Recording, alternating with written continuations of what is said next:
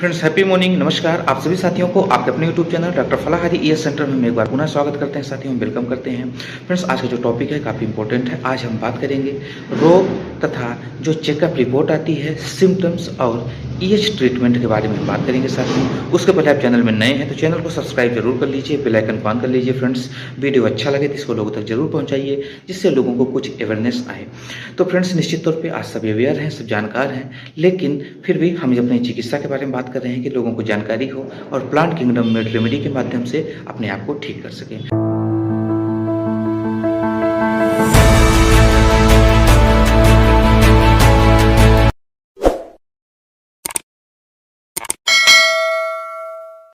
Friends हमारे पास कई patient ऐसे आए जो कि जब हमारे पास आते हैं तो जो उनकी जांच रिपोर्ट रहती है वो लगभग आप समझ सकते हैं कि इतनी ऊंची ऊंची फाइल आपको देखने को मिले कि वो ला के मेरे पास रख देते हैं। 5-5, 7-7 साल, 10-10 साल तक की वो जांच रिपोर्ट हमारे सामने रख देते हैं।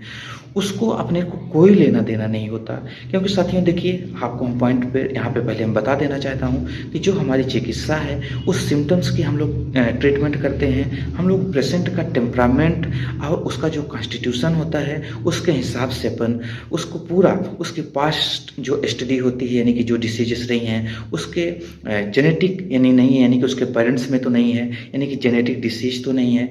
इसके साथ साथ कब होती है, कब दर्द होता है, कब बुखार आती है और दिन में किस टाइम में होता है, रात में होता है, रात में कितने बजे होता है, ये कई सिम्टम्स हम लोग जानने का प्रयास करते हैं। पॉजिटिव वे पे है कि नेगेटिव वे पे है, यानी कि राइट साइड है कि लेफ्ट साइड वो डिसीज है शरीर के, ये कई चीज़ हम लोग जानकारी लेते हैं। उसके हिसाब से हमारी दवाइयाँ काम करती हैं।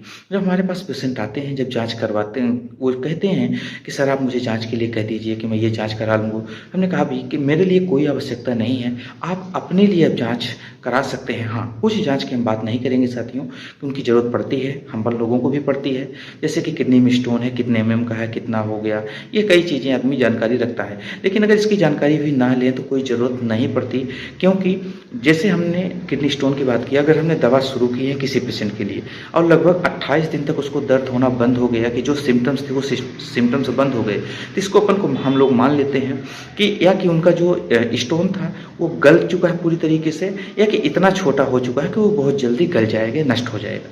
क्योंकि साथियों हमारी जो चिकित्सा है, हम लोग किसी डिसीज की इलाज नहीं करते, हम लोग सिम्टम्स के और कॉजेस के इलाज करते हैं। जैसे कि किस वजह से किडनी में स्टोन बन रहा है, अगर उसको आप सर्जरी के माध्यम से निकाल देंगे तो उस जो बनने की प्रक्रिया है, जिस वजह से वो स्टोन बन रहा है, क्या वो बनने की प्रक्रिया बंद कर दिए हैं? नहीं कर दिए हैं। यानी कि आपने सर्जरी से तो एक बार निकाल दिए, लेकिन बार बार उनके स्टोन बनते रहेंगे। ऐसे पेशेंट हमारे पास आते हैं, इस चिकित्सा के माध्यम से जो डॉक्टर चिकित्सा करते हैं उनके पास ऐसे पेशेंट आते रहते हैं। उनकी कई सर्जरी हो गई तो भी वो ठीक नहीं हुए। तो ऐसे कई डिसीजेस हैं फ्रेंड्स कि अब अक्सर अपन देखेंगे कि पेशेंट जो होता है उसको दिमाग में एक चीज़ बैठा रहता है कि मुझे जांच रिपोर्ट, अब मान लीजिए कि उन्होंने जांच करवा भी लिया तो उसका हमारे लिए कोई बेनिफिट नहीं है, ना ही हमारे चिकित्सा में वो जांच रिपोर्ट कोई मदद करती है। एग्जाम्पल के लिए मैं आपको 3 से 4 एग्जाम्पल दूंगा। जो पेशेंट आज सुरक्षित हैं, जो स्वस्थ हैं, आप उनसे मिल भी सकते हैं डायरेक्ट, ज़्यादा दूर के नहीं हैं, वो रीवा के आसपास के ही हैं। फ्रेंड्स पिछले साल लगभग सितंबर-अक्टूबर की घटना है। एक माताजी हैं और महारानी, हरदी महारानी यहाँ पे है, गुड़ क्षेत्र में आता है। उनको एक प्लास्टिक एनीमिया थी। चिकित्सा के हिसाब से जो टर्मिनोलॉजी है, यूके के पढ़े हुए डॉक्टर्स थे, उनको देखे, सब कुछ बताया, बोले कि ये बहुत रेयर केस होता है, इसमें ये नहीं बचेंगी, ठीक नहीं होंगी। और जब हम गए थे तो लगभग आप समझ सकते हैं कि मृत्युशैया पे वो लेटी हुई थी और उनको चारों तरफ से लोग अब बैठे थे कि हो गया, कभी भी सांस इनकी टूट सकती है, ऐसा कंडीशन था। जब हम गए तो हमको सिर्फ जांच रिपोर्ट, मतलब हमारा कम से कम 40 मिनट का समय उन्होंने जांच रिपोर्ट में कि ये देखिए जांच रिपोर्ट, ये डॉक्टर अब आप क्या कर सकते हैं सर। हमने कहा कि भाई जब डॉक्टर्स इतने बड़े बड़े हॉस्पिटल और डॉक्टर्स को आपने दिखा ही दिया, जब वो कुछ नहीं कर पाए तो हम भी कुछ नहीं कर सकते। लेकिन जो दवाइयाँ हैं, अगर लक्षण हमको कुछ मिल रहे हैं, अगर आपका अनुमति हो तो मैं इनको ट्रीटमेंट कर सकता हूँ, हो सकता है कि इनको कुछ हो जाए। फ्रेंड्स हमने उनको दवाई दी है और 15 दिन बाद जिनकी मृत्यु के इंतजार में थे वो अपने हाथ से चाय बनाई है। उस हमको लगभग 40 मिनट तक उन्होंने जांच रिपोर्ट दिखा, लेकिन मेरे लिए कोई जांच रिपोर्ट का कोई वैल्यू नहीं, क्योंकि हमारी चिकित्सा में हम लोग डिसीज का इलाज नहीं करते।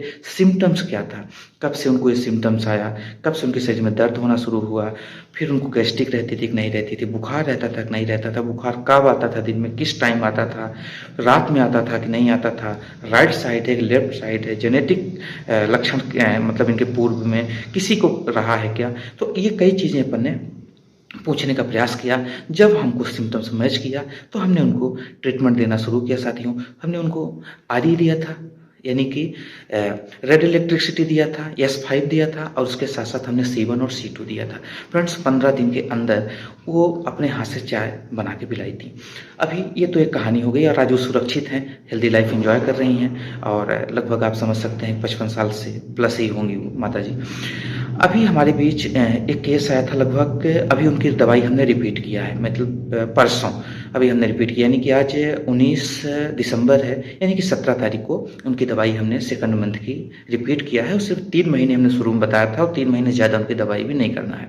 उनका था क्या फ्रेंड्स कि जो मेडिकल टर्म्स कहता है, उनको टाइफाइड था। जब मेरे पास आए तो बोले कि 10 साल से टाइफाइड है, ये है वो है। हमने कहा जांच रिपोर्ट काफ़ी ऊँच, नागपुर तक के, रीवा के, कई जगह को जांच रिपोर्ट।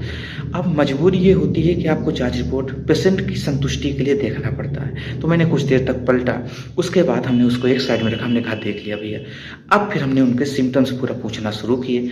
हमने उनके लगभग 15 से 20 साल तक के जो भी उनके शरीर में क्रिटिकल डिसीजेस हुई थी, कंडीशंस हुए थे, वो सब हमने पूछा। जब हमने देखा तो हमको एक ही चीज़ समझ में आया फ्रेंड्स, कि इनको लीवर से संबंधित डिसीज है और शुरू से इनका जो डाइजेस्टिव सिस्टम था वो ठीक नहीं रहता था। उनको अक्सर वोमिटिंग टाइप से आते रहते थे, यानी कि नौजिया के सिम्टम्स उनको देखने को मिलते थे। कई बार लूज मोशन भी हो जाता था, उनको कोई चीज़ आसानी से पच नहीं पाता था, डकार आती रहती थी। उसके बाद वो धीरे धीरे उनको एक बार जॉन्डिस के लक्षण आए थे, यानी कि शरीर में पीलिया के भी लक्षण आए थे।